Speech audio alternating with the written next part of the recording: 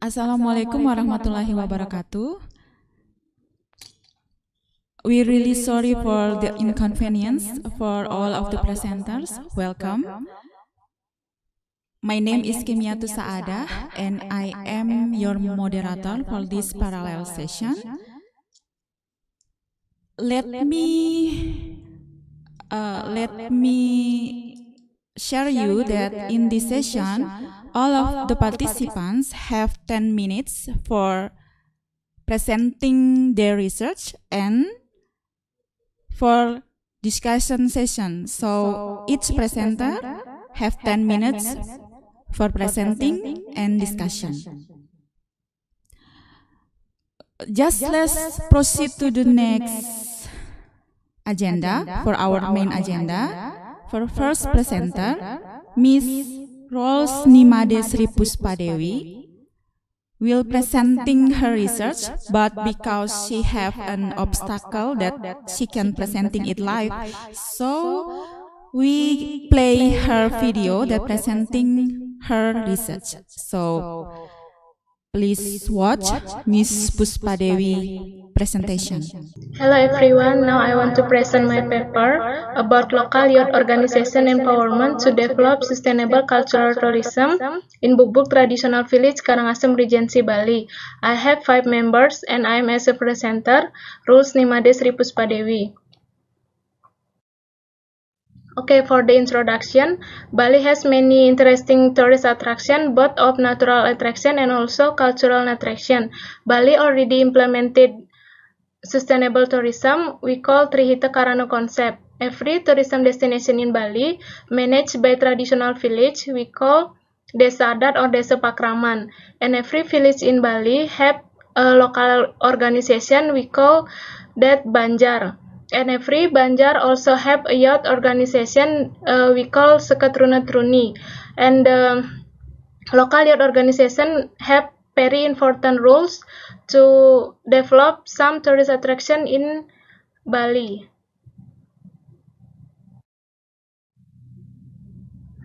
For the empowerment of young generation is very important because empowerment can encourage initiative and response so that all problems can be resolved quickly and accurately.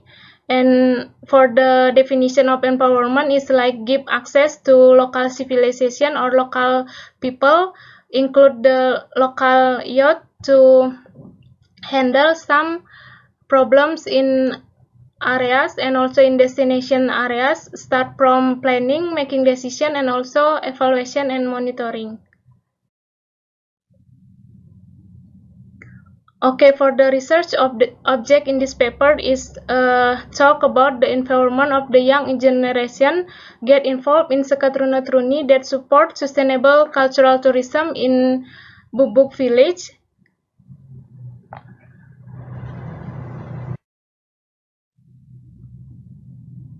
Okay, for the method in this paper use descriptive qualitative research method that the collection data, participation observatory with in-depth interview, documentation, study literature, and also focus group discussion.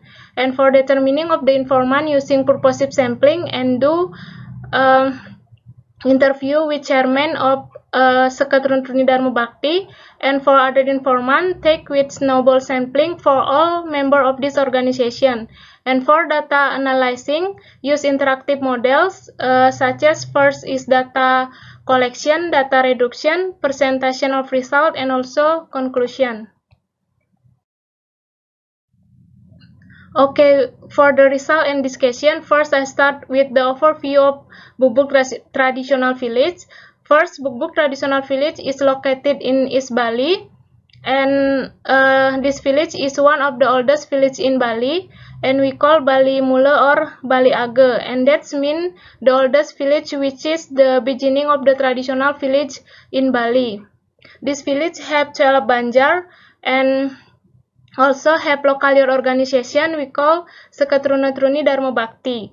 Bubuk Traditional Village has 2 tourist attractions such as cultural attraction and also natural attraction. Bubuk village can be categorized as a spiritual village because there are some ceremonies that celebrate in a quiet Namros. natural attraction of Bubuk village, such as some famous beach and also some traditional for the cultural attraction. And also tourism destination in Bali already complete with some facilities like hotel, cafe, restaurant, and also ancillary service like ATM, tourist information center, art shop, and etc. Okay, next for Sekatruna Dharma Bhakti overview that was formed an organization to shelter young people which exists from Sel Banjar in Bubuk traditional village, and for the member of this organization is all young men and also women who have entered adolescent and also not yet married. Young people have an important rules as one element of the implementation of traditional ceremonies. Okay, for result in this question, Sekatruni Dharma Bhakti took a part of traditional ceremonies in Bubuk village. We can see from the slide there are some young people to do some part of the ceremony, and some people also being we call the pesaran, and that is a requirement and give holy water to the local people when come to the temple. And beside that there are big ceremony in this village we call usaba. That's mean big ceremonies, and there are two big ceremonies and always celebrate in 1 year, and name is usaba manggung and usaba gumang. The role of Sekatruni is to open and also closing the ceremony with traditional dance, and the main dance we call the Abuang dance, and also for the girls we call Rejang dance. We can see from the slide that the girls and men also using the traditional cloth of this village. Okay, for the next, for celebrate the ceremony also the young people make a kind symbol of the god, and we call a jampana that bring to around the village, and also some of young people handle the tourists looking the ceremony, and this ceremony make like some attraction, and some foreign or some tourists come to look the ceremony, and the young people become a guide to handle and give information of this ceremony. Okay, Sekatruni not only acts as a cultural preserver, also can help develop cultural tourism in Bubuk village. Okay, for the conclusion, yet empowerment of Sekatruni Dharma Bhakti to develop cultural tourism in Bubuk traditional village has been going well. We can see from the rules in every some in traditional ceremonies in this village. The young generation not only act to prepare for the ceremonies needs, but also as a part to be a component to complete the traditional ceremony. Okay, that's all about my presentation. Thank you very much for the attention. We already watched the video of Miss Puspadewi presentation. Is there any question for other participant for her? Please. You can speak it up or you can write it in the chat room and we will send her the question. So if all of you have any question, just please write it or speak it. Welcome in our parallel session. You have 10 minutes. Please presenting your research in 5 minutes, and we have discussion time in other 5 minutes.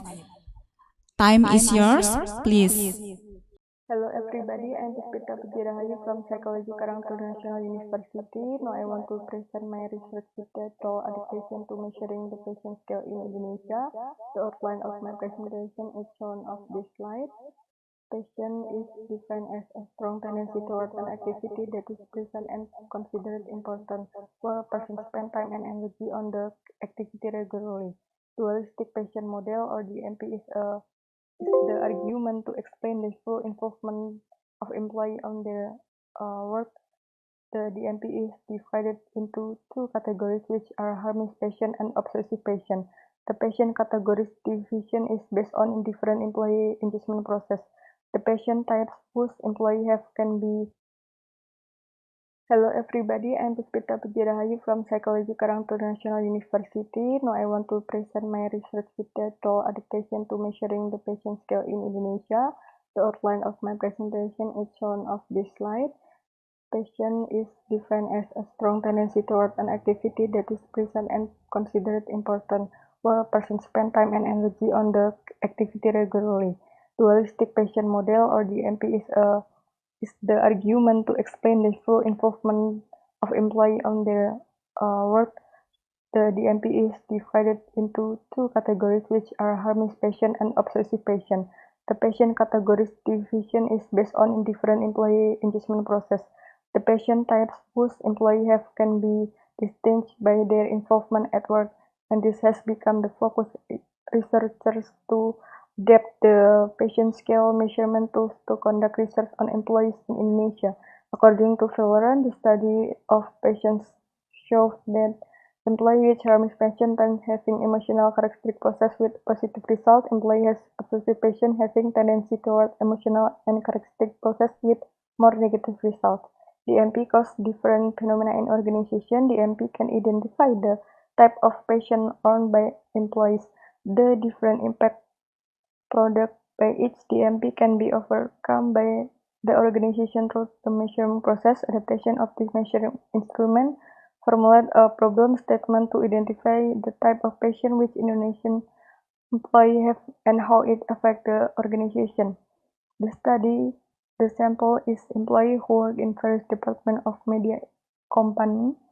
The total sample of this study were 114 participants.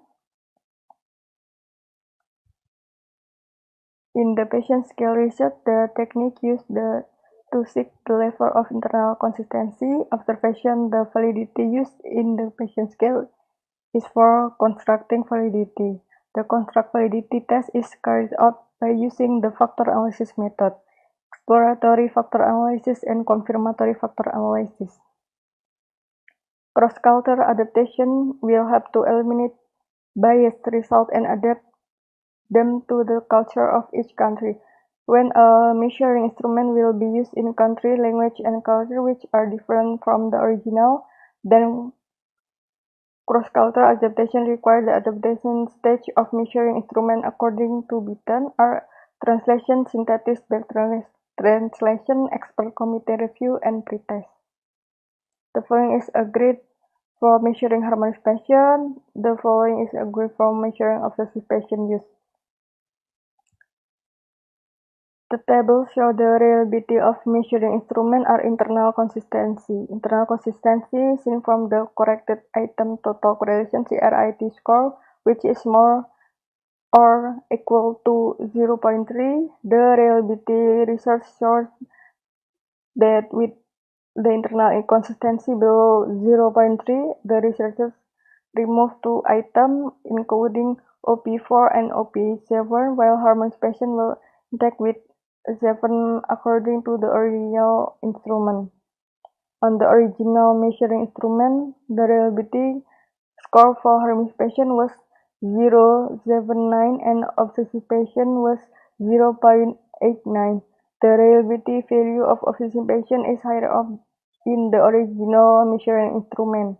In this study, the reliability score obtained of harmonious patient 0.871 and obsessive patient is 0.719. Higher reliability score for harmonious patient after going through the process of adaptation. In the EVA, KMO result obtained the patient scale measuring instrument is 0.823. The score approach the score 1, which indicates that the sample used in the study is in accordance with the measuring instrument. The result from EVA show that patient judge is divided into 4 components. CFA test results are divided on 7 items. This model is fit with several criteria which are appropriate. The harmless patient contract is fit, but obsessive patient contract is said be unfit. So this test is repeat to remove two items. Retesting the reliability of observation is 0.867. This test was carried out after the researcher tests 5 items or retained. The organization this study used the criterion norm reference, where this is a middle value which determines the criteria and categories of normal. Yeah, norm organized using the total number item score for each sample. Individuals who are in the category obsessive patient are those who have a score of 7 to 17, and those who do not belong to obsessive patient are those who have a score of 18 to 30. The results show the patient scale measuring instrument which have adapted in Indonesia with original measuring instrument had different results for the reliability test. The value of obsessive patient reliability is higher on the original measuring instrument when compared to the patient scale measuring in the results that have been carried out. This shows that patient scale measuring instrument is a type of measuring which can be adjusted to the cultural context of the research carried out. Thank you. Miss Rahayu, before other participant ask you question, I have a question for you. What is the main reason of the method that you choose among other methods? Please.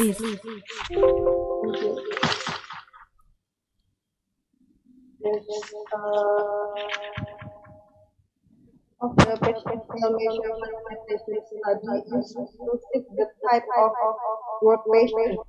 This is harmonization and identification that's in play in Indonesia. Okay. We still have time. 2 minutes more. Is there any question? Not yet. Okay, Miss Rahayu.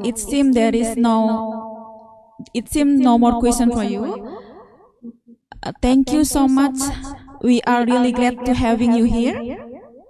Thank you so much for your presentation.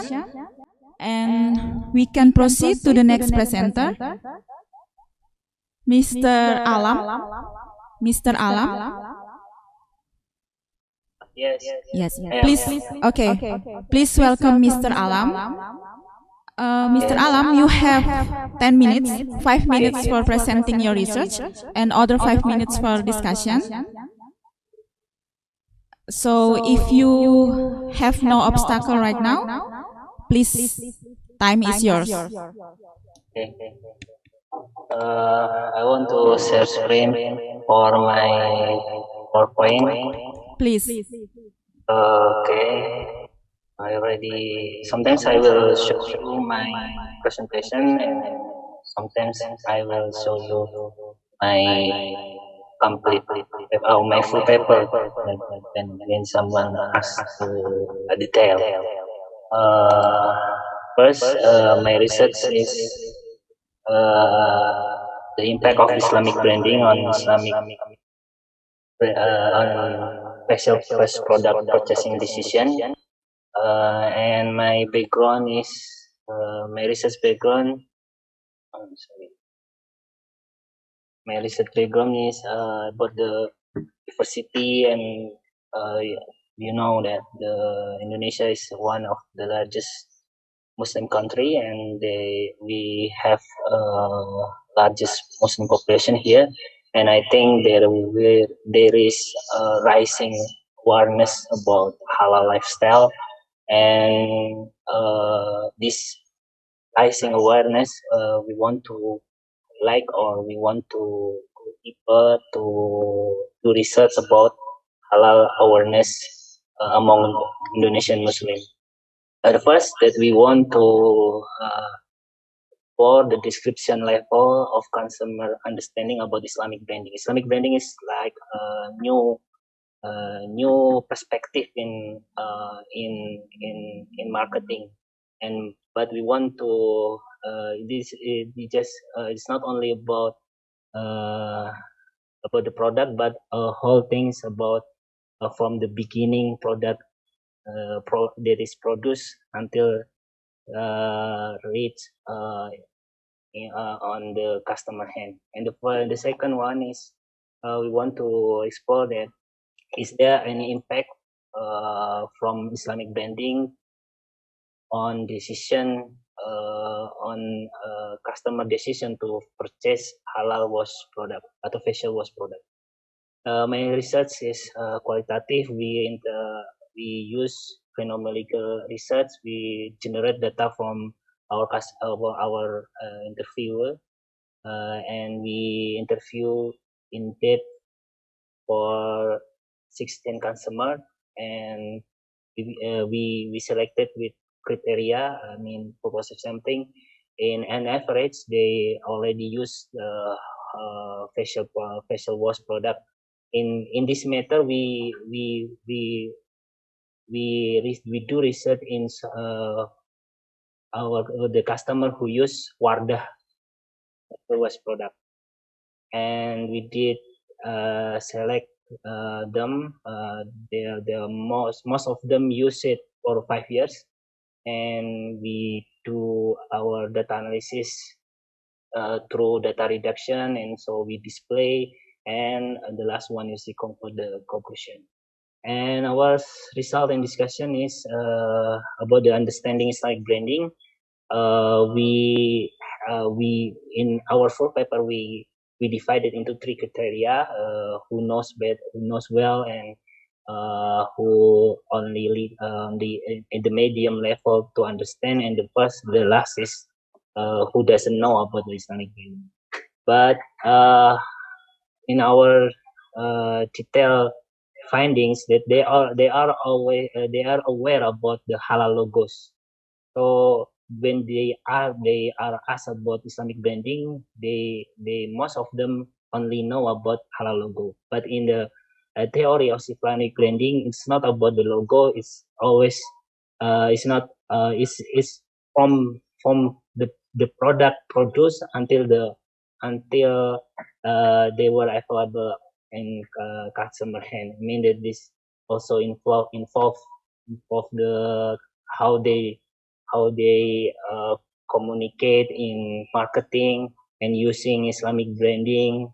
I mean that they show not only they when they market this product, they also I mean they try to put it under Islamic principle. And the second result is the consumer are certified to use product that use Islamic branding.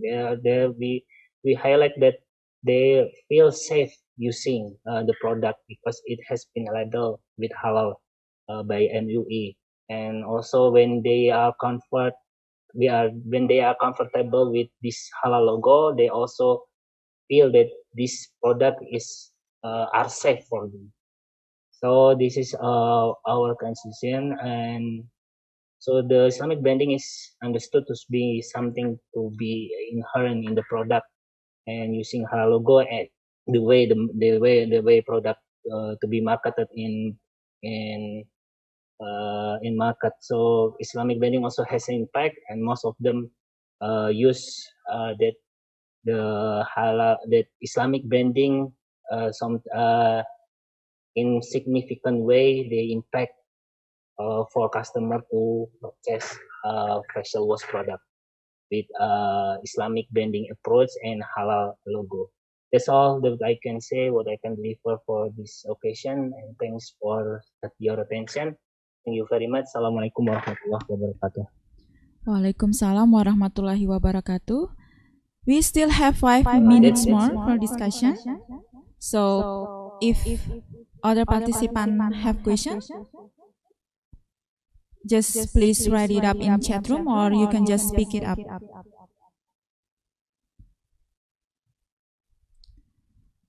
While we waiting for other participants to ask you some question, I have a question for you, Mr. Alam. Why did you choose facial wash as the product that you want To be our object. Yes. To be Because your object.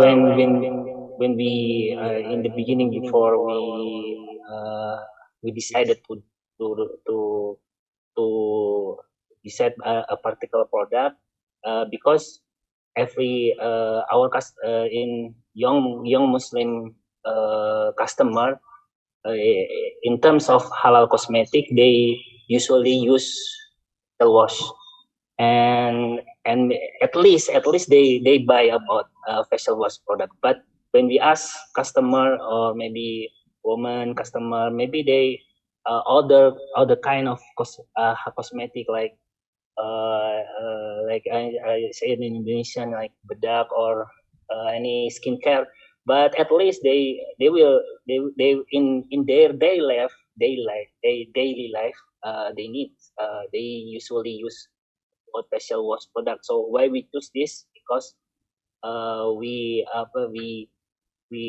have knowledge that most of them use and purchase product, so we can generate. I think this is good enough data for qualitative perspective. We interview 16 customer, and their experience to purchase is quite long time, 4-5 years in average. And I say that's our reason.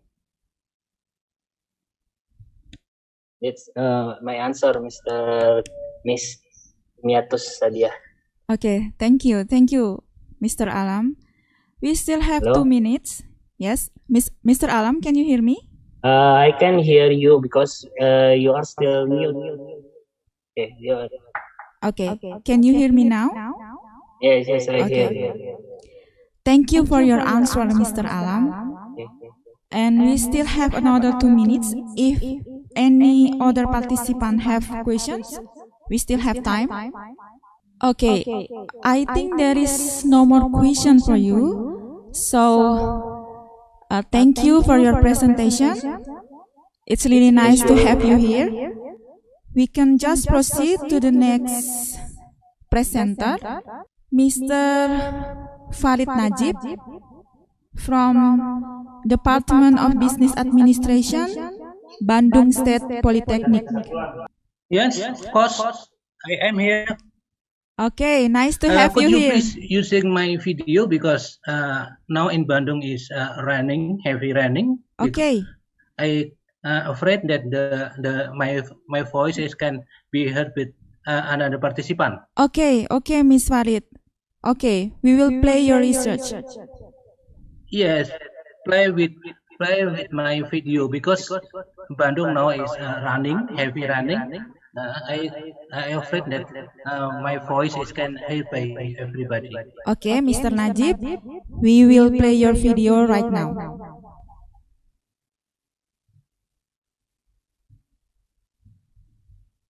Bismillahirrahmanirrahim. Assalamualaikum warahmatullahi wabarakatuh. First of all, I would like to say thank you for this opportunity. My name is Muhammad Farid Najib, and I collaborate with Mr. Dedi Saifullah. Both of us come from Business Administration Department, Polytechnic Negeri Bandung, Indonesia. Our title is assessing the effect of retail service quality and in-store logistics on customer satisfaction and loyalty. Introduction. The retail industry in Indonesia is experiencing rapid changes due to the intense competition. This condition is indicate that the decrease in the distribution of sales value between traditional market, supermarket, or hypermarket and mini market from the years 2002, 2005, and 2011, and we can see on the figura. This condition can be caused because of the Perception that has been built on traditional markets that are known as dirty, muddy, and coating a lot of rubbish, etc. The competition in the retail industry, both between modern retail or modern market and traditional retail or traditional market, and between trader in traditional market itself, making high quality service is considered a basic retail strategy to gain competitive advantage. Retail service quality and in-store logistics are some factors that play a major role in ensuring smooth and free operation of store operation and building customer perception.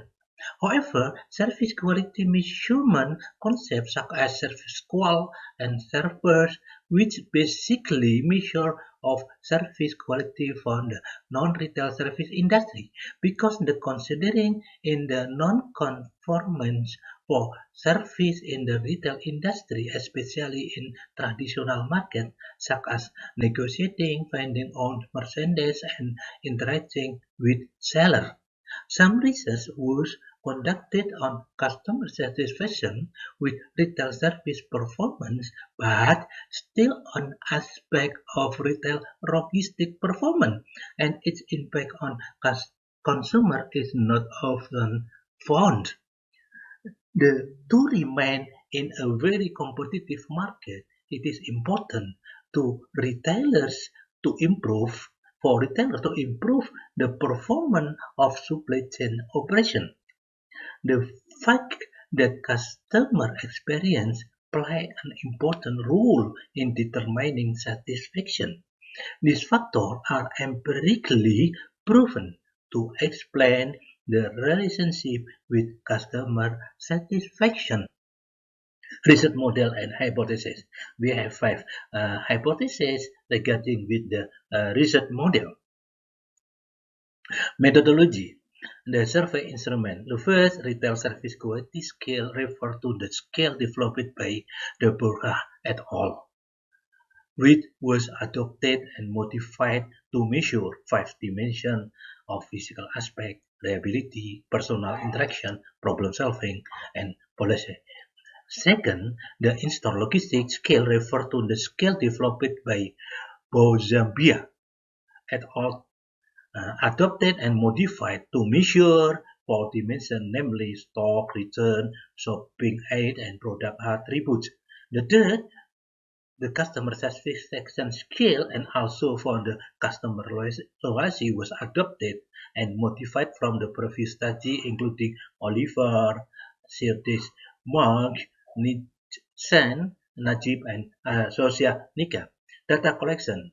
The data was collected from the shopper in 16 traditional market with the sample size is 400 respondents.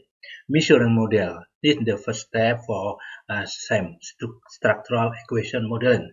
From the measure model, loading factor, average variance extracted, construct reliability, and also discriminant validity, and also for the Chromba alpha, all of the items are accepted. Result. From the structural equation modeling, the good of fit index, all items are accepted. And also from the hypothesis testing, there are 2 hypotheses are rejected and 3 others are accepted. The first is really the first hypothesis. Retail service quality and traditional market significantly impact on the customer satisfaction. And the finding is not significant. This finding is different with the previous research conducted by De Burgh, Xu and Jung, Kim and Jim, then Moisey and Dampal. This condition is caused because particularly by the condition of Indonesian traditional market itself, which are perceived as moody, smiley, cramped, and a lot of words which cause customers to be dissatisfied with traditional market service. The second hypothesis, the quality of service quality in the traditional market significantly impact on customer loyalty. The regulation weight for customer loyalty is predicted by retail service quality significantly.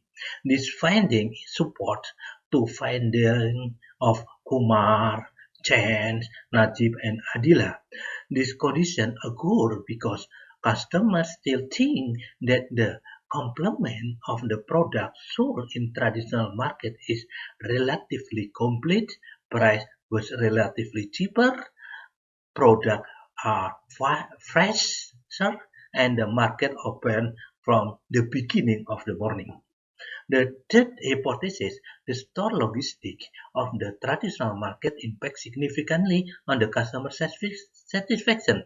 The regulation weight of customer satisfaction is not predicted by in-store logistics significantly.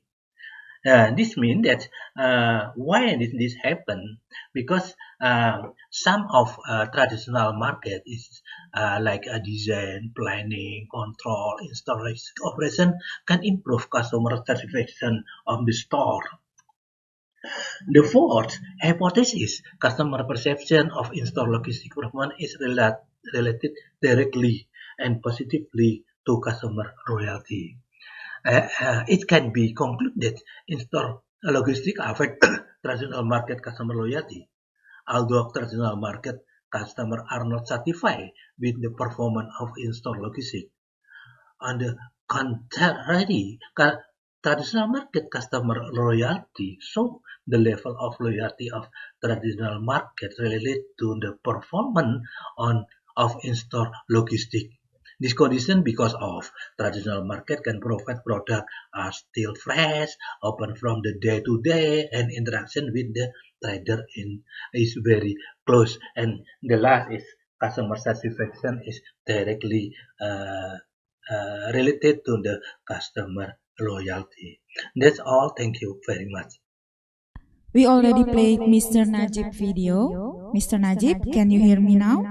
Okay, Mr. Najib, we still have 1 minute more. I will ask you about what do you think you can suggest to traditional market so they can make their retail system much better than now. Okay, that's an interesting question. We can improve the management of traditional market, not just trader, and also from the management in traditional market, and also the facility of traditional market now should be revitalization. So it's become modern traditional market should be changed to be modern traditional market with the long of space, clean, not dirty, not smiler, and so on. Okay. Thank you for your answer, Mr. Najib. The 10 minutes is already up. My pleasure. Thank you for your presentation. It's nice to having you here. Okay, welcome, Miss Puspa. Nice to have you here. Yes, thank you. I'm sorry for missing the presentation. Okay, it is okay. We already play your video, and there is one question from Miss Puspita Rahayu. Yes, from Miss Puspita Rahayu. She asks you, what was interesting about your research, and what do you think about that?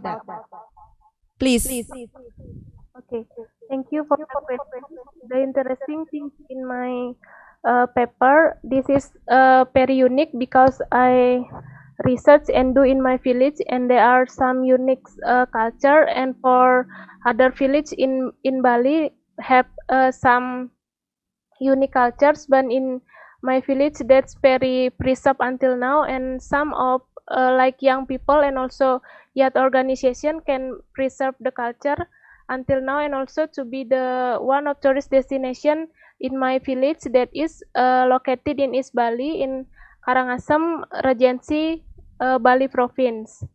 I think that's very interesting because more of people maybe now Bali just for like in South Bali, but it is Bali like the research not so much, and I try to take the research to this conference for some people knowing my village and the interest of my village, like that, Miss. Okay, thank you, Miss Puspa Dewi. You already answered the question from Miss Puspita Rahayu. Thank you, and nice to have you here. We move to next presenter, Miss ICIASGA Amalia from University of Diponegoro. Can you hear me? Yes, I can hear you. Great. So you have 10 minutes. Time is yours, please. Miss, can you start my video? Because my laptop is kind of lagging and freeze when heavy program is running. Okay, no problem. We can just play your video now. I'm sorry? No problem. We can just play your video now. Good afternoon, everyone. Today, I'm going to present you about our paper, The Effect of Country of Origin Image, Product Knowledge, Product Involvement Towards Purchase Decision of Access Laptops. My name is Agnia, and today I'm going to present my group as a presenter. First is the introduction. There are many considerations before making a purchase. One of those is country of origins, product knowledge, and product involvement. Right now, Indonesia is a member of ASEAN-China Free Trade Agreement, or ACFTA, and it causes many global products have started to infiltrate Indonesian markets. And one of the products is laptop. Laptop is very essential part of our everyday life, especially for a student and office worker.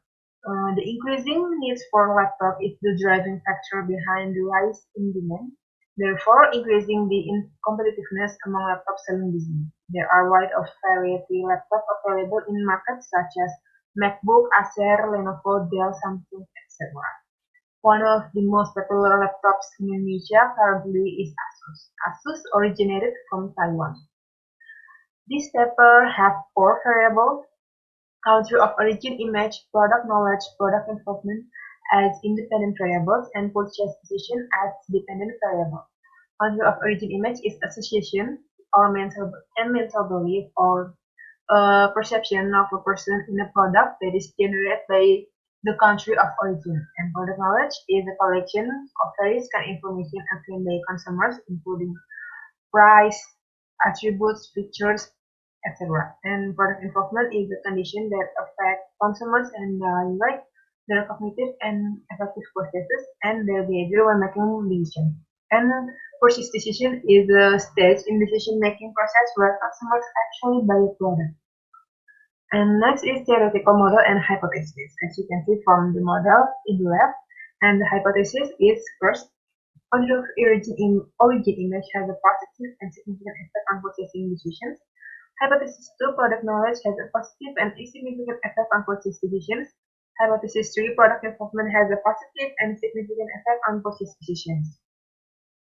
And the methodology in this research is quantitative research by processing the results of research into statistical analysis, and it uses multiple regression analysis to determine the relationship or causality between several independent variables to different variables. And the object of this paper is Asus laptops, and the subject is 130 people who use Asus laptops in Yogyakarta. Sampling method is purposive sampling by determining a sample of people who have both involved in purchasing decisions and are currently using Asus laptops in Yogyakarta and at least 17 years old. And the result, as you can see in the table, there are T-test and F-test. T-test is partial and F-test is simultaneously. This research used significant level 5% or 0.05. So above the significance level is not significant, and below the significance level it is significantly affected. And first is country of origin image have significant value 0.0701, which is above the significance level, so it is not significantly affect purchase decision. Meanwhile, product knowledge and product involvement have significant value 0.001 and 0.005, which is below the significance value, so it is significantly affect purchase decision.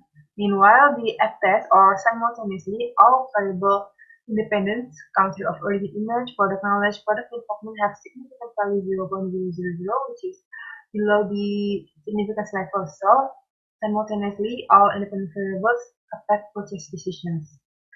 And the result is country of origin. Hypothesis 1 is not supported, hypothesis 2 is supported, and hypothesis 3 is supported. And the discussion, country of origin is not significant, so consumers do not pay attention to country of origin first, and there are many that customer prioritize other than country of origin, like price, brand, quality, or specification before making a purchase. And product knowledge is important to purchase decision, and the more consumers know about the product they are going to buy, the more consumers consider making a purchase. And product involvement is important to purchase decisions, and if the level of involvement increases, the consumer will seek further product information, which will foster purchase intention and ultimately lead to influence purchase decision. And the conclusions is hypothesis 1 is not supported, hypothesis 2 and hypothesis 3 is supported, and simultaneously all independent variables have significant effect on purchase decisions. And the limitation is this paper cannot describe purchasing decision as a whole, because there are many variables and other aspects, and this paper only use one country, so it is not able to describe country of origin image from other countries. And the suggestion for further research is can use other factors that related to purchase decision, such as product quality, promotion, and innovation, so it can provide a broader picture, and also can add or replace objects from different countries to compare other countries' image, whether it can influence purchasing decisions. And for the company, it is indicate that country of origin image does not significant effect on purchase decisions, so ASUS should continue improve its quality and continue to innovate and carry out promotion or advertisement to cover up their shortcomings. Thank you for your attention and interest. Miss Amalia, can you hear me? Yes, I can hear you. Okay. We already play your video, and we have 3 minutes more for discussion. Yes. While we wait for other participants for XU, I wonder if you can explain to me why exactly did you choose ASUS brand from among others? Yes. Because this country research country of origin image, and we all know that the product from China. Sorry, Miss Amalia, can you repeat it, please? Can you repeat it, please? Oh yes, I can repeat it. Well, we choose ASUS because in here we try to research culture of origin image, and we all know that product from China it doesn't have really a nice image. Meanwhile, ASUS in Indonesia is very popular. So we choose ASUS laptops rather than other laptops. Okay, thank you. Thank you so much for your answer. Thank you for your presentation. It's nice to having you here. Can you hear me now? Yes, I can hear you. Okay. You should try to presenting again your research. Okay. 10 minutes. It's yours, please.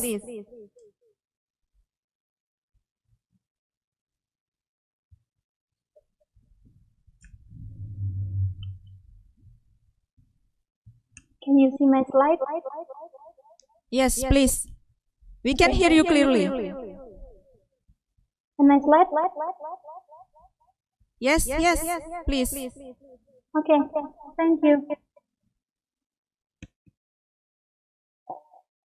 Bismillahirrahmanirrahim. Assalamualaikum warahmatullahi wabarakatuh. Waalaikumsalam warahmatullahi wabarakatuh. Before I start this presentation, I would like to say thank you for the opportunity that has been given to me. Let me introduce myself. I'm Sherly Aprian, student of Accounting, State University of Malang. In this opportunity, I would like to present my research about behavioral finance, and the title is Investor Competence and Decision Familiarity Bias Analysis for Portfolio Diversification.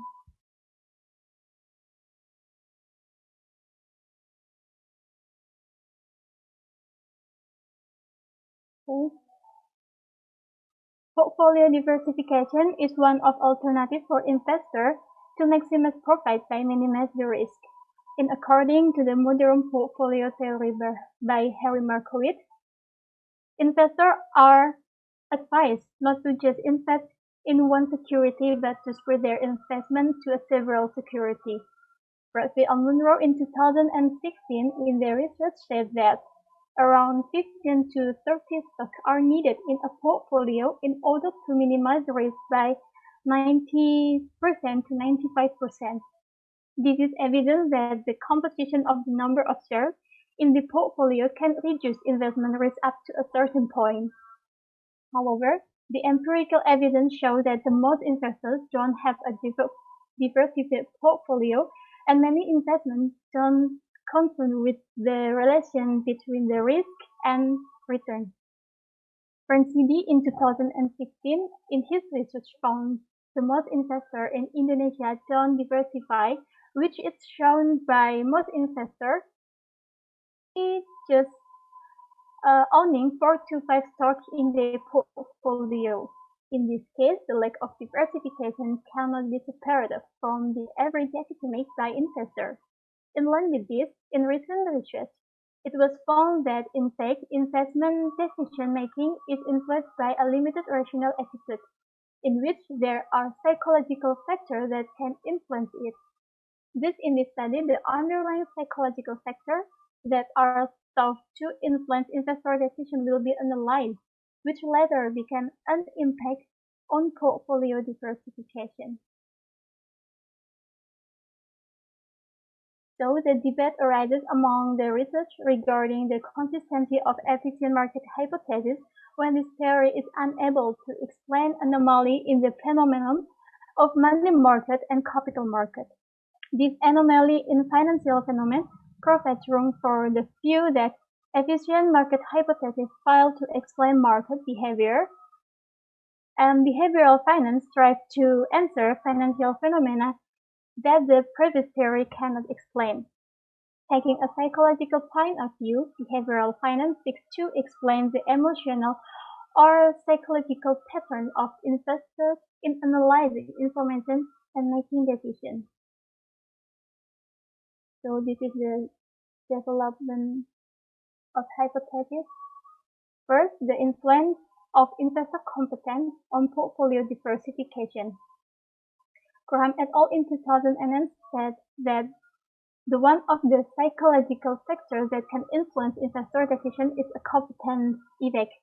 Health and Trust Key in 1991 proposed the competence effect as a person's willingness to act based on their own judgment in a certain area depending on the individual subject's competence, whether the individual felt skilled or knowledgeable to their field. Investor competence is a psychological factor that plays an important role in a decision making, where investors who are more skilled and knowledgeable will act based on their judgment. The same thing is said by Chandra in 2009 that the level of individual competence can influence the strategy and decision of investors in conducting stock trading, where investors with a high level of competence will rely on their knowledge in valuing stock to get an optimal portfolio. Therefore, The first hypothesis in the study is investor competence has a positive effect on portfolio diversification. And the influence of familiarity bias on portfolio diversification. Familiarity bias has been of a particular concern to researchers in psychology and finance over the last 2 decades, which this psychological factor appears to be the dominant factor in explaining irrational investor behavior. Huberman in 2001 defined the familiarity bias as a behavior in which investors tend to judge something they already know is much better than something new. This behavior can be attributed to the assumption that investors feel more comfortable with the companies that are known or heard frequently. In addition, investors will tend to prefer investing in domestic security and feel more optimistic about the domestic market than the international market. This reason provides advice that investors with a familiarity bias often ignore portfolio principles because of their limited investment choices in familiar stocks. Therefore, the second hypothesis in this research is the familiarity bias has a negative effect on investor portfolio diversification. Okay. The methodology. This research used a quantitative approach with an explanatory research. The population in the study were all investors in Malang, Surabaya, and Jakarta. The sampling technique is a non-probability sample with a type of convenience sampling. Furthermore, the collected data will be processed using multiple linear regression tests. And this is the hypothesis test, and I will explain about the discussion. The first, the influence of investor competence on portfolio diversification. Based on the result of the regression analysis in the table, it is known that the value of t value is greater than t table and the significance is less than 0.05. This means that the investor competency variable has a positive and significant effect on the investor portfolio diversification. So, it can be concluded that the first hypothesis is accepted. Investor competence in financial market might reflect financial literacy, in which context investor knowledge of investment makes investor more confident and more willing to take the risk. Investors will tend to use their knowledge to better analyze available information before making investment decisions. Competent investors will be prudent in making decisions to help investors predict what will happen in the future. They also have confidence in their abilities and knowledge, so they can improve their performance in investing in the capital market. In the context of making investment decisions, investor confidence can affect the trading frequency of investor shares. Investors who are confident will often trade stocks, so they will have more variety shares in their portfolio. Apart from that, the competence of investor is also supported by the underlying motivation to obtain investment returns from the invested funds, so that competent investor will set a target for expected investment return and still pay attention to the principle of high risk, high return. So, the result of this study support the research conducted by Graham et al. In 2009, which said that the investors tend to feel more competent. Investors will tend to act based on their judgment in making decisions, so that investors who feel more competent will have a diversified portfolio than investors who feel themselves less competent. The influence of familiarity bias on portfolio diversification. Based on the result of familiarity bias variable in the table, show that the t-value is greater than t-table and the significance is less than 0.05. which means that the familiarity bias variable has a negative and significant effect on investor portfolio diversification. So the second hypothesis is accepted. The negative effect of familiarity bias in this study supports the applicability of behavioral finance theory, where familiarity bias causes individuals not to fully analyze information and divide from rationality in decision making. Thus, the greater familiarity bias will affect the individual decision making process, which is limited to certain stock and can lead to suboptimal diversification of the investment portfolio. In the decision-making process, investors will often be faced Miss with Shirley? uncertainty.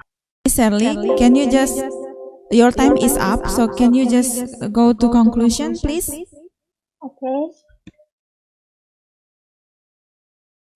So the conclusion of your study. First, investor confidence or confidence effect has a negative significant positive effect on investor portfolio diversification, which causes investors to make investment decisions based on their judgment, so as to produce optimally diversified portfolio. And the second is familiarity bias has a significant negative effect on investor portfolio diversification. Familiarity bias causes investors to tend have a limited investment option in stock that is only share of familiar companies. This can lead to investors having a less diversified portfolio. Thank you for your attention. That's all my presentation. Miss Hana Givani from Diponegoro University. So thank you, Miss Shirley. Yes, you're welcome. Okay, now it's better. So you have 10 minutes, 5 minutes for presenting your research and other 5 minutes for discussion. Can you play the video, please? Thank you. Okay, so we just play your video. Hello everyone, my name is Hana Givani. I will present our research about the capital market reaction to the recognition of the city of Jerusalem as the capital city of Israel. Capital markets are inseparable from the environmental influence of one of the political event as non-economic environmental influence. Capital market efficiently react to information related to the share price because of an event. The information of signals for investors to make decisions that affect price fluctuation and capital market volumes. In the non-economic information that was the effect of broad capital market is the election of Donald Trump as President of the United States. One of decision issued after Donald Trump was elected was that he issued a policy regarding the unilateral recognition of the city of Jerusalem as the capital of Israel. This raises the pros and cons on the status of the city of Jerusalem, with 128 countries rejecting the decision. The focal point in the research centers on capital markets reacting to information and can be seen from two changes in stock price and stock trading activities. Change in share price can be measured using a parameter, while stock trading activity can be measured using trading volume activity. So in this research, we use signal theory from George Akerlof's research in 1970, which introduced asymmetric information. The principle is actions convey information. That means each action complains of information. This is due to asymmetric information or condition when a party has more information than other party. So if the information gives a positive signal, then the market reaction indicates a rise in the share price. Meanwhile, when the information gives a negative signal, the share price will not change or might decrease.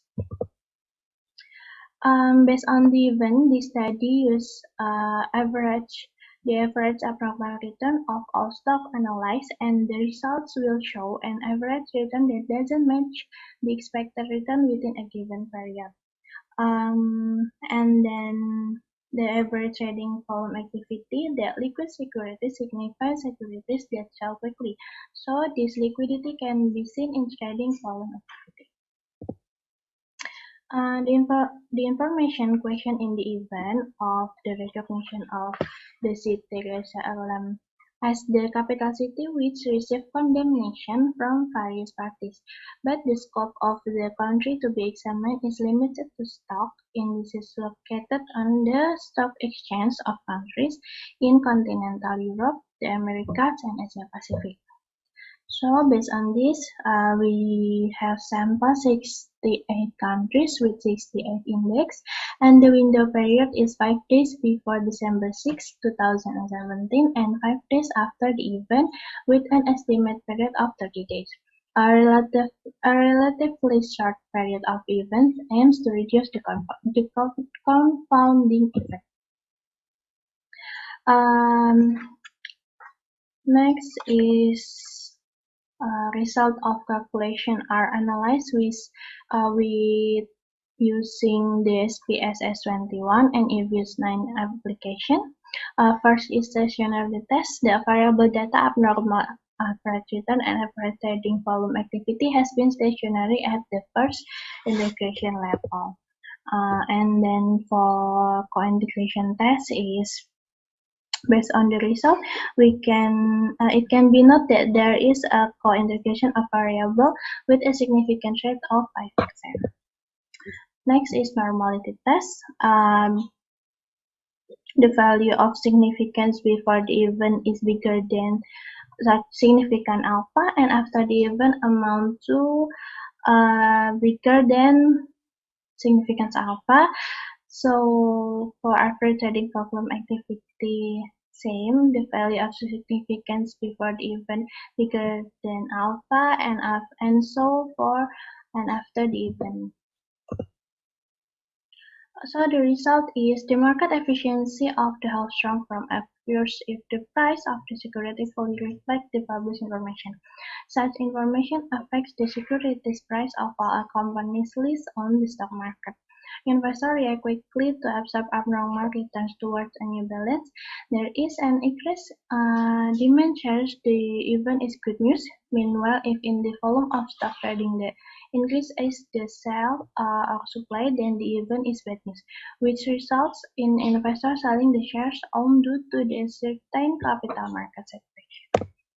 So that's all my presentation. Thank you for your attention, and hope to see you again. Okay, thank you, Miss Divani. While waiting for other participants to give you a question, let me ask you, why exactly you choose recognition of the city of Jerusalem? Why did you choose this event as your object? As event to know the reacting of the capital market. Can you hear my voice? We can hear you clearly. Yeah. Okay. We choose this event because it is one of the considerations of phenomenon data and previous research with objects that are phenomenal in some countries because of the decision issue after he was president of the United States. Okay, thank you for your answer. So, I noticed that there is no question for you, so we can proceed to next participant. Thank you for your presentation. It's really nice to having you here. Miss Anindya Pridanti Anggraini from Diponegoro University. Miss Anggraini, can you hear me? Yes, I can hear you, ma'am. Okay, great. So, You have 10 minutes, please. Can you just play my video because I'm already make it and send it to you? Okay, no problem. We can play your video. Alright, thank you. Okay, for introduction everybody, my name is Anindya Pedanti Anggraini. I'm a master's student at Diponegoro University. First, I would like to tell you why commercialization is important for a country. The commercialization process of research results need to be carried out to increase the economic potential, which will be widely beneficial. The potential result of research, if they are seriously developed, will benefit for the public. This is also the reason to introduce the application of technology to the public. In addition, the commercialization of technological innovation products can increase competitiveness toward national independence that has the potential to become national branding. Based on both statements by Zadeh and Siegel, that's why we have to really take advantage of the opportunities from this technological advancement. Based on the source of World Economic Forum from 2016 to 2019, the position of Indonesian ranking for Global Competitiveness Index is fluctuating. Basically, WEF assesses Indonesia competitiveness performance has not changed and also for innovation capability too. Maybe perhaps it happened when realizing an innovative product that it's right on target. It's not easy because it requires a careful R&D process. Because of that reason, it is necessary to strengthen downstream and commercialization so the new product development can be of direct benefit to the society. Let's move on to the next slide. The primary method for this research is a qualitative case study analysis. In this study, I use both data collection methods, in-depth interview and focus group discussion. The reason why I chose PPT to be the target of my research, which one of the roles and function is to encourage the commercialization and assessment results, and the application of technology to industry and society. As you can see, there are 4 finding research. First, for innovation process, this picture clearly shows innovation process and how this is created. Finding of this study show that the innovation process carried out by BPPT begins with the making of strategic plan or RENSTRA, which refers to vision and mission. After that, RENSTRA is made. The next process is to lower to each deputy and serve as a performance determination pancake. Then this pancake will be reduced again to each deputy to be worked on. The innovation process that occurs here is very structured, considering that PPPT is a technology innovation research institute in Indonesia that focuses on studying and applying technology. The next finding for innovation process is in launching an innovation strategy for generating ideas for making product. PPPT always leads to the market demand, and the product must based on its benefits and use for potential users that call appropriate technology. This is done so that the products they have made are expected to sell well in the market. And this for incubation process, focus on this slide. As you can see, PIT BPPT divides 3 stages. First, pre-incubation, incubation, and post-incubation. This incubation program is to support innovation and build relationship with the market while helping to promote products that are ready to be marketed. And for commercialization strategy, as you can see in this slide, the concept of determining the commercialization strategy of BPPT was adopted from Fred R. David.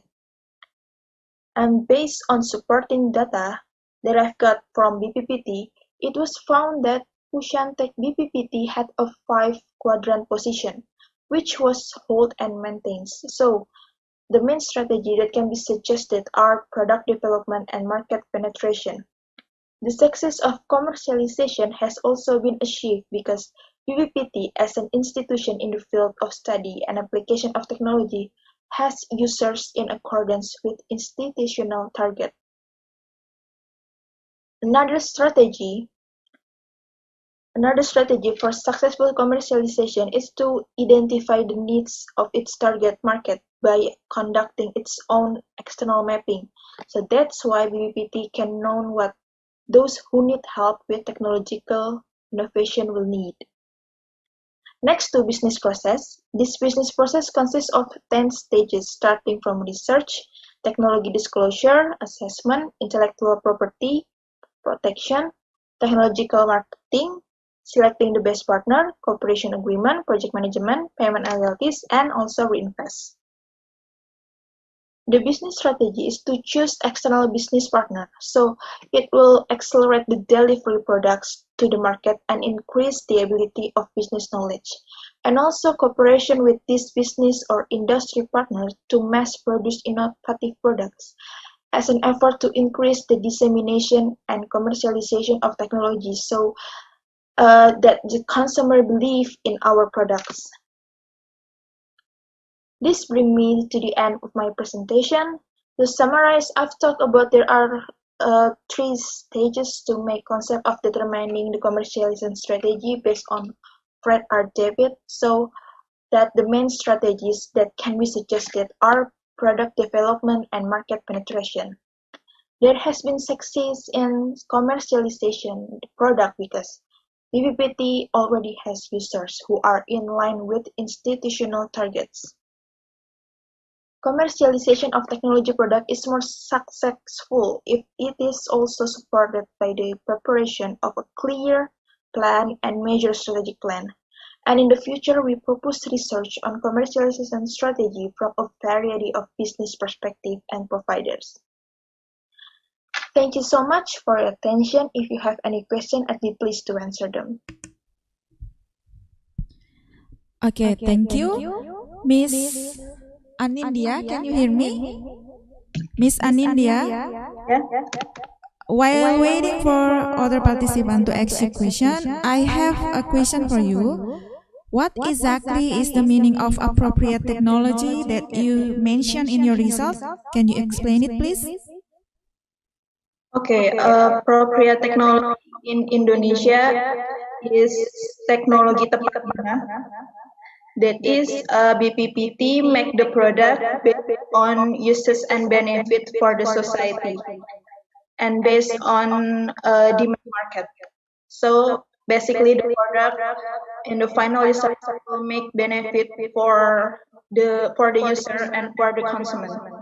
That's why BPPT make appropriate technology product technology. Okay, thank you for your answer. There is no question from other participants, so... Oh, there is one question for you from Miss Puji Rahayu. Can you explain what is your research problem? Okay, the research problem is in my research is the commercialization. As we know, Indonesia has a low commercialization. As Ministry Sri Mulyani said that commercialization in Indonesia is already low, and the product, it must be benefit for our society and make it to be for independence national for a country in Indonesia. So technology, as we know, is really helping us to help a human for their daily activity. So that's why Indonesia need to get higher for the commercialization. That's why I choose the research problem. Okay, thank you for your answer, Miss Puji Rahayu. Your question is already answered by Miss Anindya. So thank you for your presentation, Miss Anindya. You're welcome. Okay, it's nice to having you here. Yes. You have 10 minutes. You can presenting your research. Time is yours, please. Can you to play my PowerPoint video that I have sent yesterday? Okay, no problem. We can play your video now. Yeah. Okay, thank you. Hello, good afternoon. Thank you very much for today and all audience to allow me to present my research about superior product of cassava in Delhi Sabjang. And the topic of my article is development strategy for superior cassava product for micro, small, medium enterprises in Delhi Sabjang Regency. Yeah. Backgrounds of the problems entrepreneurs in the cassava processing product in Delhi Sabjang do not have the right strategy to develop processed cassava product, and then limitation of resources to improve the industry and product, do not have right strategy to develop processed cassava product because of their limitation, and development strategy to support the government for making Delhi Serdang as a success industry area of cassava. The result of method descriptive research to describing and finding a systematic, factual, and accurate description of various nature, facts, and the relationship between research phenomena. And I use a sample of 100 people who were selected by purposive sampling, and the data obtained through interviews with respondents, and the data analysis technique used a SWOT analysis, which is aimed at analyzing various internal and external factors of cassava processing business actors in Delhi Serdang, and to find various factors which are strengths, weaknesses, opportunities, and threats that can be used to increase the regional competitiveness small industry. From SWOT analysis is the result, strengths, weaknesses, opportunities, and the threats. There is 8 strengths and 9 weaknesses and 5 opportunities and 5 threats. From analysis SWOT, business strategy result of 10 main strategy and 3 supporting strategy. First, necessary to increase the industrial process network, starting from upstream to downstreams, starting from suppliers of raw material to marketing process product to consumers. Second, innovation in product processing, taste, and packaging so that it attracts consumer interest. Third, improving the way products and processed with the same quality standard. Fourth, open the shape and apply the latest processing technology to produce attractive product. 5. Provide location for industrial center or hawker center areas for promotion of processed cassava product. 6. Motivates entrepreneurs diligence attending training seminars to build network, relationship, and improve in understanding in the production process up to business management. 7. Creates various promotional media such as leaflets, brochures, or using technology in the form online mass media or social media. 8. Collaborating with the government, including government agencies, tourism, cooperative office, and hotels to promote processed cassava product. 9. Assistance from the government agencies for association in order to fulfill product certification to meet product standard qualification in marketing. 10. Add and improve the quality of infrastructure, including business land. 11. Building cooperation with various employers associations. 12.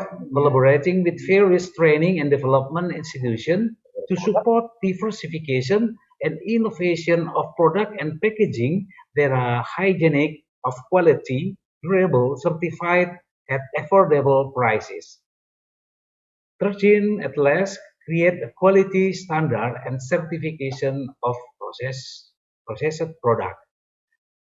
4 men later to support. First, Kusdiana and Gunadi states in their research and the development of superior commodities with the additional of added value and high selling value to processed product requires a strategic role in the production process that involve the role of capital, infrastructure, technology, human resource, raw material, and additives. Wisarja also stated in his research that success in developing the wood industry in Gianyar, Bali requires the support and industrial environment consisting of customers, suppliers, competitors, and technology. Sugesti and Irianto in their research state that the strategy for developing superior commodities must involve culture and local wisdom, which requires cooperation between entrepreneurs, government institutions, and the community. It takes training, technology, information, access to finance, marketing access assistance that is fulfilled. And Munizo also support the result of his study because in his study it must state that entrepreneurs must be consistent in increasing their business growth with strategies for increasing capital, training, manpower, collaborating with government and associations, having business location and market information. Deli Serdang itself has implements region degree number 553A of 2018, which states that the superior regional products are chips and opak, keripik dan opak. The government has even provided an industrial center for processing this cassava product, such as opak filik atau desa opak, and a hawker center by Khas Deli Serdang as support for development of superior cassava product in Deli Serdang. This means that MSMEs entrepreneurs receive full support from the government for their business development by fully involving the main raw material for cassava as a superior product in the Deli Serdang area.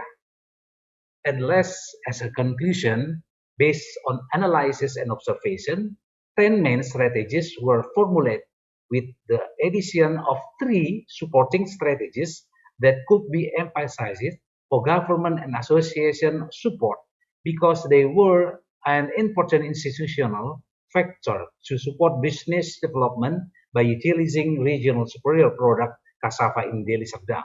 The implementation of this strategy with the high commitment from cassava processing product entrepreneurs together with the government and associations will be able to develop superior product in Deli Serdang that have high competitiveness and high value to help increase income or the economy small entrepreneurs. Thank you. Thank you, Ms. Hasiolan. We still have 2 minutes more. And I will ask you about what factors that we have to improve to get the quality standard certification. What? You mentioned that one of the strategy is quality standard certification. So I just want to know what factors that we have to improve to get that. Yeah, can I give you an answer later? This moment, I can to improve the quality standard strategy, make a training for the enterprise, small, micro, and middle enterprises. I make a train. Hello? Hello, yeah? Okay. Okay, thank you for your answer. Thank you for your presentation. Thank you. Yes, it's nice to having you here, sir. Hello. Hello, yes, Mr. Rahmansyah. Okay, thank you. Can you hear me? Okay, I hear you. Okay, you have 10 minutes. Okay, 10 minutes. Time is yours, please. Assalamualaikum warahmatullahi wabarakatuh. My name is Januar Rahmansyah, collaboration with Apriyani Dorcas, Harijono, and Roni Prabowo from Satewacana Christian University, Salatiga. The determinant of home mortgage default probability, the effect of loan and borrower's characteristic. Introduction, we said food and clothing, housing is the individual basic need. Housing demand will continuously increase in line with the increasing population. However, the gap between housing demand and housing availability in Indonesia is very high, although the number continues to decline after the government has issued the 1 million houses development policy since 2015. 2050. According to the Ministry of Public Work and Public Housing (PUPR), the backlog ratio will still 7.6 million units. Due to limited purchasing power, most people rely on home mortgage loan in buying houses, as indicated by annual growth of home mortgage loan of 2.85%. In particular, the proportion of the use of home or apartment mortgage loan in total residential purchases increased from 71.88% in quarter 4 2019 to 74.73% in quarter 1 2020. Objective: investigating the factors that explain home mortgage default probability is important for banks to mitigate the default risk. Among these numerous factors, loan and borrower's characteristics play significant roles in determining home mortgage probability. Hence, the study seeks to analyze the effect of credit and borrower characteristics on home mortgage default probability. It is expected that the study inform bank in making home mortgage loan decision. Literature review. Number 1, asymmetric information. Asymmetric information exists when an economic actor has been access to inside information while other cannot have. Scott divide information asymmetric to types based on how an economic actor processes better information than others, namely adverse selection and moral hazard. Adverse selection exists when an economic actor has better information than others before this actor enter an economic contract. Moral hazard refers to a condition when an economic actor exploits her information advantage for her benefit at the expense of other economic actors after the economic actors enter an economic contract. Risk-taking behavior is an individual psychological aspect when making economic decisions. Risk defined as a certainty that might imply negative or positive consequence. Risk-taking behavior refers to how individuals behave in this situation that involve a high degree of certainty, like imply losses. Hypothesis development in this research: H1, loan-to-value positively affect home mortgage default probability. H2, interest rate positively affect home mortgage default probability. H3, credit amount positively affect home mortgage default probability. H4, age negatively affect home mortgage default probability. H5, education level negatively affect home mortgage default probability. Methodology in this research: the population of this study is all borrowers bank X in 2080 until 2090 who reside in Semarang City. We select the sample using the non-probability sampling based on the following criteria. Number 1, home mortgage borrower of bank X, having been a borrower for at least 2 years, residing in Semarang City, and a Muslim.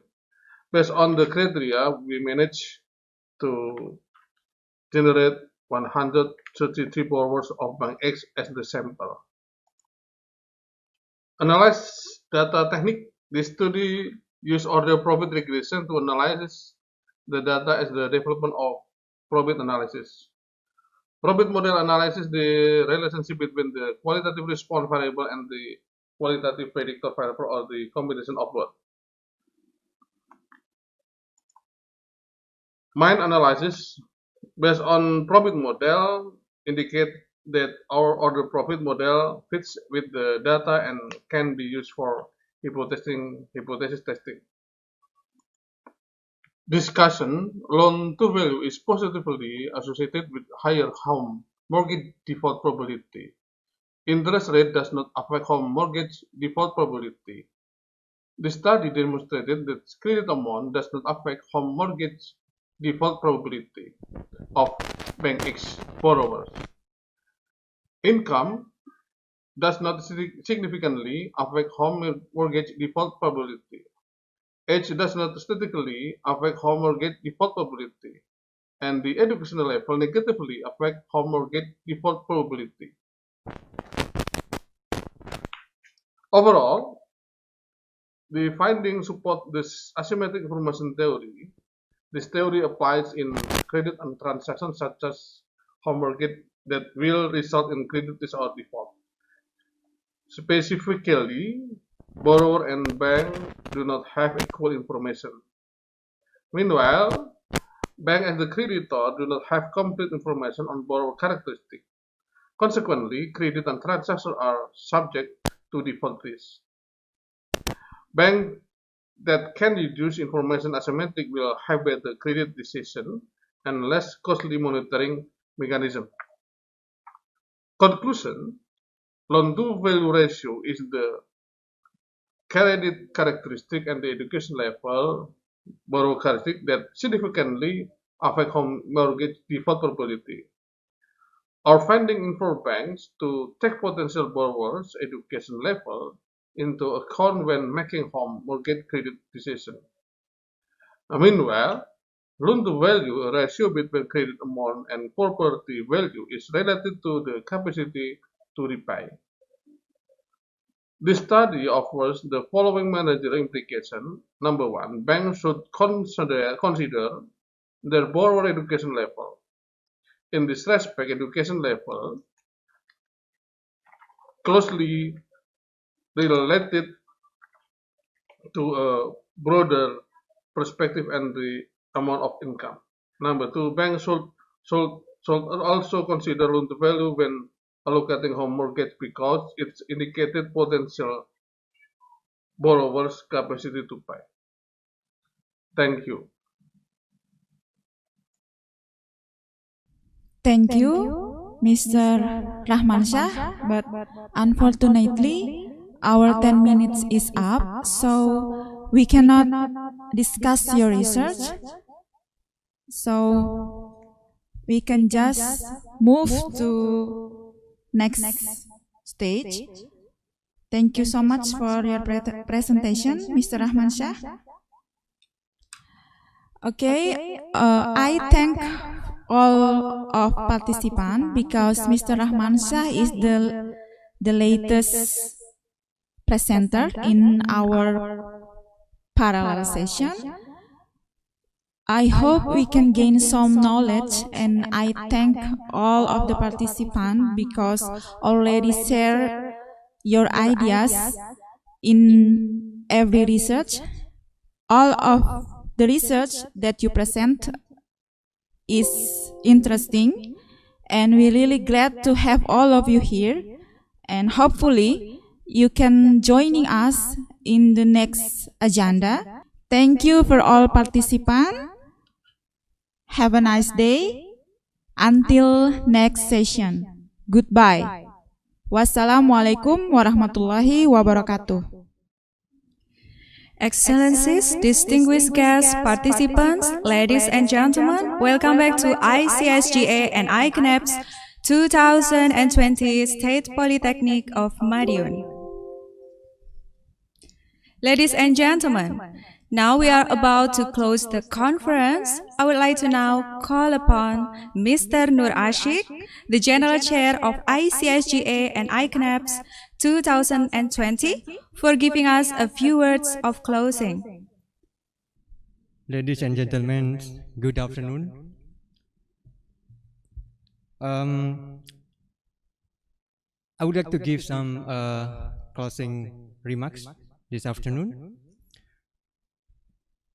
I believe that during this conference, especially at the first international conference on industrial automation, smart grid and its application, ICIASGA, an international conference on economics, business and social humanities, ICONEBS 2020, which the main theme of ICIASGA and ICONEBS is Green Technology and Energy 5.0, and the dynamics of economics, business and social humanities. Today, we have learned a lot from the keynote sessions delivered by the amazing keynote speakers, workshop sessions which are delivered by interesting and interactive workshop moderators, and six invited speakers who have shared their interesting works and experiences. Once again, on the behalf of the committee, thank you for delivering such important materials so that all of us can deepen our knowledge about the future research. Furthermore, I would like to thank all presenters and participants who have joined this conference for our regions and countries. I'm sure that every presenter has presented the state of the art of their research and experiences, technology, and latest economic and business issues. I sincerely hope that through your presentation and discussion afterwards, all of us can contribute to solving the current problem in our own countries. Even though the contribution might be too small, but it's still valuable. Although this is the last session of the conference, but the conference process is not over yet. So there are still some steps that should be done. Firstly, please edit your metadata covering the author names, email addresses, abstracts, and keywords if there are some mistake. And then secondly, as part of the publication standards, your full paper will be reviewed by the expertise through blind review.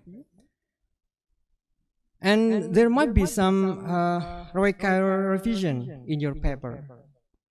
So to aid the publication process, please follow the reviewer's comment instruction and revise it as soon as possible, as well as adjust your paper template according to the requirements of the proceeding or journal in which your paper is going to be published. Your response will determine the time of proceeding publication. And in addition, all participants will receive abstracts, conference book, and other souvenirs from the committee that will be sent directly to your registered address. So, the next things I would like to say, we are happy to announce that the best paper from today's conference from ICIASGA and ICONEBS. So, the best paper award for ICONEBS will be given to Dr. Alisandi Mulya from University Budiluhur, and whose title is The Effect of Tax Avoidance Through Earnings Persistence Against IERC, Evidence from Indonesia. Congratulations, Mr. Alisandi Mulya. Then, the Best Presenters Award from ICONEBS will be given to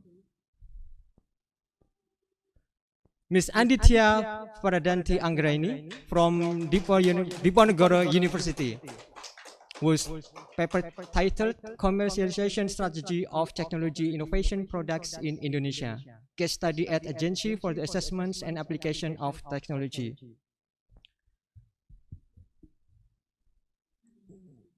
And the Best Paper Award from ICIASGA, again, the Best Paper Award from ICIASGA will be given to Ms.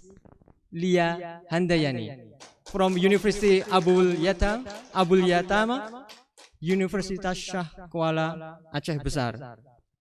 The title is Synthesis of Sodium Silicate from Research Ash as an activator to produce epoxy geopolymer cements. And finally, the Best Presenter Awards from ICIASGA will be given to Mr. Bambang Bagus Haryanto from Aviation Polytechnic of Surabaya. The paper title is Designed Indoor FM Communication based on SDR and GNU radio using validated spectrum analyzer. Again, congratulations for those who receive Best Paper Awards and Presenter Awards. Finally, I would like to thank all to the committee member for organizing this conference and ensuring that this proceeded smoothly. I would also like to apologize for any inconvenience that you might experience during this conference. Ladies and gentlemen, I thank you once again for your participation and wish you all the best. I do hope that you enjoy the conference, and indeed, we hope that we can meet again in the second ICIASGA and ICONEBS 2020. Thank you very much. Wassalamualaikum warahmatullahi wabarakatuh. Ladies and gentlemen, with this, all the program of ICIASGA and ICONEBS have been completed. We thank you very much for your kind attendance and active engagement for today. I am Julius. We are waiting for the next ICONEBS and ICIASGA conference. Thank you, see you, and bye-bye.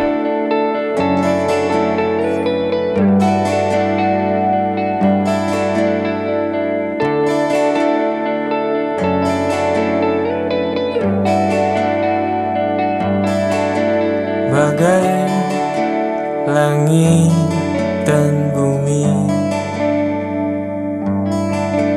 yang tak pernah sealam, bagai hitam dan putih yang tak pernah sewarna.